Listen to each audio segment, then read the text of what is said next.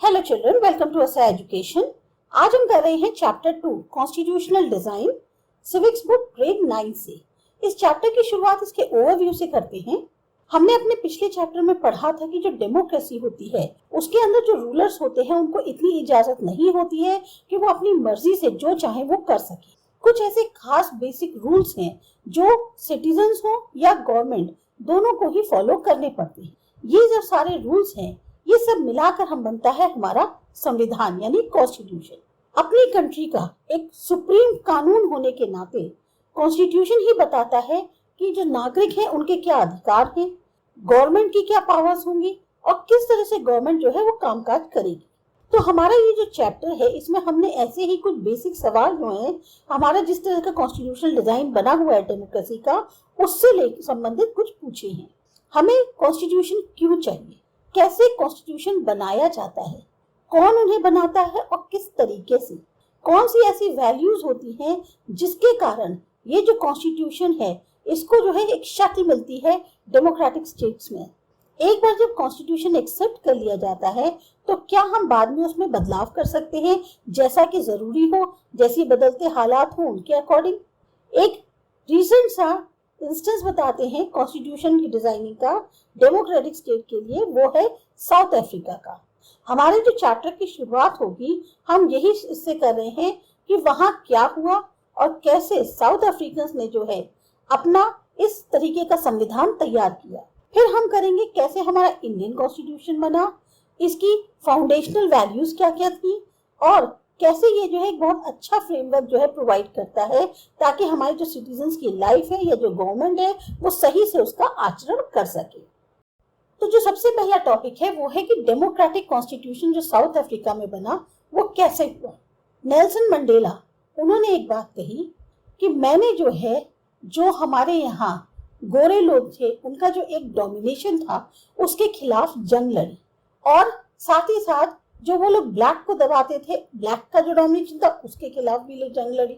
मैंने जो है एक सपना देखा था, एक आइडियल की डेमोक्रेटिक और फ्री सोसाइटी होनी चाहिए जिसमें सभी लोग जो हैं शांति के साथ में रहे और सबको जो है बराबर के मौके मिले। और ये वो एक आइडियल है जिसको मैं जो हूँ जीना चाहता हूँ, हासिल करना चाहता हूँ और अगर जरूरत पड़ी तो इसी आइडियल के लिए मैं मरने को भी तैयार। ये नेल्सन मंडेला थी। इनके ऊपर जो है एक तरह से देशद्रोह का जो है वो मुकदमा चला था वाइट साउथ अफ्रीकन गवर्नमेंट के द्वारा। वो और 7 और लीडर्स थे, उनको उम्र कैद की सजा दे दी गई थी 1964 में क्योंकि उन्होंने जो है अपार्थाइड रेजिम जो थी इनकी कंट्री में उसका विरोध किया था। अपार्थाइड यानी कि गोरे लोग जो है वो अलग रहेंगे और ब्लैक्स जो है वो अलग रहेंगे। गोरों को हर चीज की फैसिलिटी होगी, ब्लैक्स को कुछ भी नहीं। उन्होंने अपने 28 साल जो है वो साउथ अफ्रीका की सबसे भयावह प्रिजन में गुजारे, रॉबिन आइलैंड के अंदर। अपार्थाइड क्या होता है? अपार्थाइड जो है एक ऐसे सिस्टम का नाम है जो रंग भेद के आधार पर यानी कह सकते हैं कि रंग के आधार पर भेदभाव किया जाता है और ये खास तौर से साउथ अफ्रीका में बहुत ज्यादा। जो व्हाइट यूरोपियंस थे उन्होंने ये सिस्टम लागू किया साउथ अफ्रीका पे। 17th और 18th सेंचुरीज के दौरान जो ट्रेडिंग कंपनीज यूरोप से आई थी उन्होंने जो है हथियारों की और फोर्स की मदद से इसको हथिया लिया, जैसे कि इंडिया को हथियाया था। लेकिन इंडिया में ऐसा नहीं था कि बहुत सारे जो व्हाइट्स थे वो साउथ अफ्रीका में बस गए और वहां के लोकल रूलर्स बन गए थे।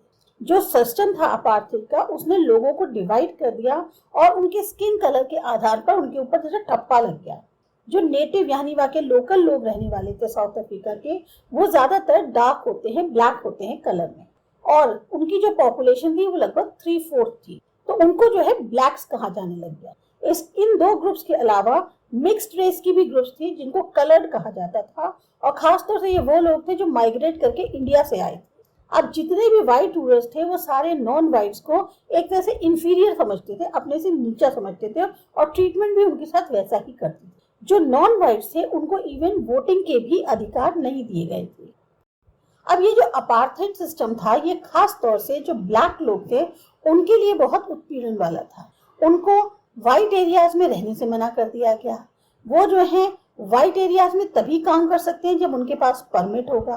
ट्रेन्स हो गई, बस हैं, टैक्सीज हैं, hotels, hospitals, schools, colleges, libraries, cinema halls, theatres, beaches, swimming pools, यहाँ तक कि पब्लिक टॉयलेट्स भी उनके अलग थे। सब चीजें जो है ब्लैक और व्हाइट की बिल्कुल सेपरेट थी। ये कहलाता है सेग्रीगेशन, मतलब कि एक तरह से आपने बिल्कुल ही विभाजित कर दिया है। यहाँ तक कि वो चर्च में भी नहीं जा सकते थे जहां पर व्हाइट्स वर्शिप करते थे। अपनी एसोसिएशन नहीं बना सकते थे किसी चीज का विरोध करने के लिए कि भाई उनके साथ इतना बुरा व्यवहार हो रहा है तो वो उसका विरोध करने के लिए एक एसोसिएशन बना ले, उसकी भी इजाजत नहीं थी। 1950 तक जो ब्लैक्स थे, कलर्ड थे और इंडियंस थे, वो जो है इस अपार्थाइड सिस्टम के खिलाफ लड़ रहे थे। उन्होंने प्रोटेस्ट मार्च निकाले, स्ट्राइक्स करी।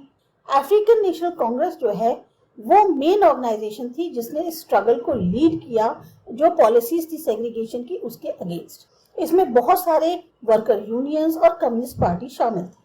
बहुत सारे कुछ ऐसे संवेदनशील गोरे लोग भी थे जिन्होंने इस अफ्रीकन नेशनल कांग्रेस को ज्वाइन किया ताकि वो भी अपार्थाइड का विरोध कर सकें और लीडिंग रोल कर ले सकें इस स्ट्रगल में। कई सारे कंट्रीज जो हैं उन्होंने अपार्थाइड को एक अनजस्ट और रेसिस्ट माना, मतलब कि अन्यायपूर्ण और रंग भेद पे आधारित जो है एक सिस्टम उसको माना। लेकिन जो व्हाइट रेसिस्ट गवर्नमेंट थी वो तब भी वैसे ही रूल कर रही थी, उतना ही लोगों को डिटेन कर रही थी, टॉर्चर कर रही थी। हजारों की संख्या में ब्लैक्स को और कलर्ड लोगों को उन्होंने मार दिया था।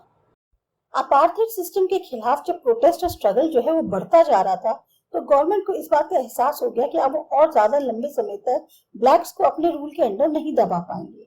तो व्हाइट रेजिम ने अपनी नीतियां चेंज करना शुरू कर दिया। जो भेदभाव वाले कानून थे उनको वापस ले लिया गया। पॉलिटिकल पार्टीज पे जो बैन लगे थे या जो मीडिया पे रिस्ट्रिक्शंस लगा रखे थे उन्हें उठा लिया गया। 28 साल की कैद काटने के बाद नेल्सन मंडेला जब जेल से बाहर निकले तो वो एक बिल्कुल आजाद इंसान की तरह निकले थे। 26 अप्रैल 1994 की आधी रात को जाकर जो रिपब्लिक ऑफ साउथ अफ्रीका का जो नेशनल फ्लैग था वो लहराया, जिसने ये जताया कि एक नई डेमोक्रेसी का दुनिया में जन्म हुआ है। अपार्थाइड गवर्नमेंट का अंत हो गया और इसी से एक रास्ता खुला नई मल्टीरेशियल गवर्नमेंट के बनने का। ये सब कैसे हुआ? वो मंडेला की जो स्पीच है, एक फर्स्ट प्रेसिडेंट इस नए साउथ अफ्रीका के तौर पर जो एक इतना बड़े तो बदलाव देखा उन्होंने, एक बदलाव आया, उसके ऊपर जो स्पीच दी है उससे आप बहुत बेहतर तरीके से इस चीज को जान पाएंगे जब आप इस चीज की जो उनकी स्पीच है उसको पूरा पढ़ेंगे कि किस तरीके से साउथ अफ्रीकन ने अपनी जो उम्मीद थी, एक अच्छाई के ऊपर उनका जो विश्वास था, उन्होंने उसको कभी नहीं हटने दिया। और जो एक भरोसा होता है ह्यूमन बींग्स में, वो भी जो है उन्होंने कभी भी उस चीज को खत्म नहीं होने दिया कि आज भी जो है डेमोक्रेसी उनके लिए बहुत ज्यादा अहमियत रखती। जब नई डेमोक्रेटिक साउथ अफ्रीका की एक तरह से इमरजेंस हुई, उत्पत्ति हुई, तो जो ब्लैक लीडर्स थे उन्होंने अपने साथ के जो ब्लैक लोग थे उनको एक तरह से रिक्वेस्ट करी कि भाई जो व्हाइट लोगों ने हम पर इतना ज्यादा प्रताड़ना करी है, जो जुल्म किया है, उसको उनके लिए माफ कर दें जब वो पावर में थे, और उन्होंने जो कुछ भी किया हम उसके लिए उनको क्षमा कर दें। उनका ये मानना था कि एक नए साउथ अफ्रीका को बनाने की जरूरत है जो पूरी तरह से समानता पर बेस्ड हो, हर रेस के लिए, हर मेन और वुमेन के लिए, डेमोक्रेटिक वैल्यूज पर बेस्ड हो, सोशल जस्टिस पर बेस्ड हो या ह्यूमन राइट्स पर बेस्ड हो। ऐसा हमें एक नया अपना जो है डेमोक्रेटिक पर आधारित अपने कंट्री को बनाना है। जिस पार्टी ने रूल किया, ऑपरेशन के थ्रू इतने ज्यादा लोगों को बेरहमी से मारा, और जिस पार्टी ने फ्रीडम स्ट्रगल जो है उसको लीड किया, दोनों साथ में बैठे ताकि एक कॉमन जो है कॉन्स्टिट्यूशन को बना सके। 2 साल तक डिस्कशन चला, डिबेट चली, फिर फाइनली जो सबसे बेस्ट कॉन्स्टिट्यूशन होता है दुनिया का वो निकलकर सामने आया। इस कॉन्स्टिट्यूशन ने अपने नागरिकों को हर वो अधिकार दिए जो शायद ही किसी कंट्री में दिए जाते हों। साथ में मिलकर उन्होंने ये डिसाइड किया कि जो प्रॉब्लम्स हैं उनका सॉल्यूशन कैसे निकाला जाए। किसी को भी छूटना नहीं चाहिए, किसी को भी जो है एक डेमन के तौर पे नहीं देखना चाहिए, ना उसका उसकी तरह से ट्रीटमेंट करना चाहिए। उन्होंने सबने सहमति दिखाई कि हर एक को जो है इस सॉल्यूशन का हिस्सा बनना होगा, भले ही उन्होंने कुछ भी किया हो या जैसे भी दिखाया हो अपने को पहले पास्ट में। जो प्रियम्बल जो था साउथ अफ्रीकन कॉन्स्टिट्यूशन का, वो जो है इनकी स्पिरिट को दर्शाता है। साउथ अफ्रीकन कॉन्स्टिट्यूशन जो है एक तरह से सभी को, जितने भी डेमोक्रेट्स हैं पूरी दुनिया में, उन सबको इंस्पायर करता है। एक ऐसा स्टेट जो पूरी दुनिया के द्वारा एक तरह से उसको क्रिटिसाइज किया जा रहा था 1994 तक कि ये सबसे ज्यादा अनडेमोक्रेटिक है, उसी को आज लोग जो है डेमोक्रेसी के मॉडल के तौर पे देख रहे थे। जो इस चेंज के लिए पॉसिबल था या ये जो चेंज हो पाया वो सिर्फ और सिर्फ साउथ अफ्रीका के जो लोग थे उनका साथ में आके काम करने का एक जो दृढ़ निश्चय था, उसी की वजह से ये पॉसिबल हो पाया। जो उनके इतने कड़वे अनुभव रहे, उन्होंने जो है एक तरह से उसको बदला और एक अपने जो नेशन था उसको एक बिल्कुल ही रेनबो नेशन के तौर पे बनाया, यानी कि इंद्रधनुषीय उन्होंने जो है उसको रंग दिया। साउथ अफ्रीकन कॉन्स्टिट्यूशन के बारे में मंडेला जो है वो ये कहते हैं, ये जो कॉन्स्टिट्यूशन है साउथ अफ्रीका का, ये दोनों के ही बारे में बताता है, पास्ट के भी और फ्यूचर के भी। एक तरफ जहाँ ये एग्रीमेंट है जिसमें हम जो साउथ अफ्रीकन हैं वो एक दूसरे को डिक्लेयर करते हैं कि हम कभी भी जो है रेसिस्ट या जो भी अब तक बहुत ज्यादा ब्रूटल और रिप्रेसिव पास्ट रहा उसको दोबारा रिपीट नहीं होने देंगे। लेकिन ये कहीं उससे ज्यादा है, ये एक चार्टर है कि हमारी कंट्री का जो ट्रांसफॉर्मेशन हुआ है बिल्कुल एक नए ही ढंग में जो हर एक लोग जो इस कंट्री में मौजूद हैं उनके द्वारा शेयर किया जाएगा। एक ऐसा कंट्री जो पूरे फुल सेंस में हम सबको बिलोंग करता है, हमारा है, चाहे वो ब्लैक हो, वाइट हो, मेन हो या फिर विमेन। हमारा नेक्स्ट टॉपिक है कि हमें संविधान की जरूरत क्यों है। अभी हमने साउथ अफ्रीका का एग्जाम्पल देखा, इससे हमें काफी हद तक समझ में आया कि हमें कॉन्स्टिट्यूशन क्यों चाहिए और कॉन्स्टिट्यूशन करते क्या है। साउथ अफ्रीका में जो उत्पीड़न करने वाले थे और जो उत्पीड़न सहने वाले थे, दोनों ने ही इस नई डेमोक्रेसी को इस तरह से प्लान किया कि साथ में रहेंगे बराबर की तरह। आसान नहीं था दोनों के लिए एक दूसरे पे भरोसा करना, दोनों के ही अपने डर थे, दोनों ही अपने हितों की रक्षा करना चाहते थे। ब्लैक मेजोरिटी जो है इस बात पे ज्यादा जोर दे रही थी कि उसको तसल्ली हो जाए कि जो डेमोक्रेटिक प्रिंसिपल है मेजोरिटी रूल के, उनके साथ कोई कॉम्प्रोमाइज ना किया जाए। वो ये चाहते थे बड़े अमाउंट में उनको भी सोशल और इकोनॉमिक राइट्स मिले। व्हाइट माइनॉरिटी जो थी वो अपने जो उनको बेनिफिट्स मिल रहे थे, जो प्रॉपर्टी थी, वो उनको बचाने पर ज्यादा इंटरेस्टेड थी। काफी सारे और लंबे नेगोशिएशंस के बाद दोनों पार्टीज ने कॉम्प्रोमाइज करने के लिए सहमति बनाई। व्हाइट्स ने जो है एग्री कर लिया कि ठीक है, जो प्रिंसिपल होगा मेजोरिटी रूल का वो उससे सहमत हैं और एक पर्सन एक वोट वाली जो नीति है उस पर भी वो सहमत है। उन्होंने ये भी एग्री करा कि वो जो है कुछ बेसिक राइट्स जो पुअर और वर्कर्स के लिए हैं उसको भी एक्सेप्ट करते हैं।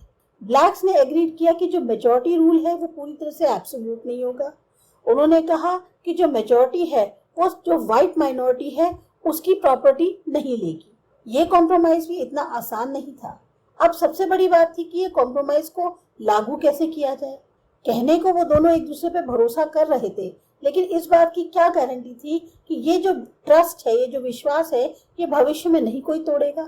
तो जो एक अकेला तरीका था बनाने का और मेंटेन करने का इस ट्रस्ट को, वो ये था कि ऐसे में सिचुएशन जब खड़ी हो जाएगी तो कुछ रूल्स जो हैं गेम के वो लिख दिए जाएं और जिसको हर एक को फॉलो करना पड़ेगा। ये जो रूल्स हैं ये एक तरह से लिखे गए कि जो रूलर्स आगे के चुने जाएंगे वो किस तरीके से और किस आधार पर चुने जाएंगे। ये रूल्स ये भी बताते थे कि क्या इलेक्टेड गवर्नमेंट्स जो हैं उनके पास पावर्स होंगी करने के लिए, क्या वो कर सकती हैं और क्या वो नहीं कर सकती। फिर फाइनली इन्हीं रूल्स ने जो है डिसाइड किया कि जो सिटीजन्स हैं उनके क्या राइट्स होंगे। ये जो रूल्स हैं ये तभी काम करेंगे अगर जो विनर होगा वो इनको आसानी से बदल नहीं पाएगा। और यही जो है साउथ अफ्रीकन्स ने किया।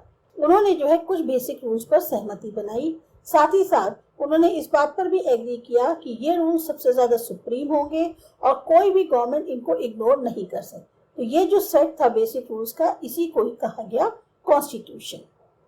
तो ये जो कॉन्स्टिट्यूशन बनना था साउथ अफ्रीका में, ये एक अनोखी बात वही के लिए नहीं है। हर कंट्री जो है उसमें अलग अलग तरीके के ग्रुप के लोग रहते हैं। उनके जो रिलेशनशिप है आपस में जरूरी नहीं है कि उतने खराब हो जैसे कि व्हाइट्स और ब्लैक के थे साउथ अफ्रीका में, बट पूरी दुनिया के अंदर लोगों में जो है कहीं ना कहीं मतभेद होता है विचारों का, हितों का, चाहे वो डेमोक्रेटिक हो या ना हो।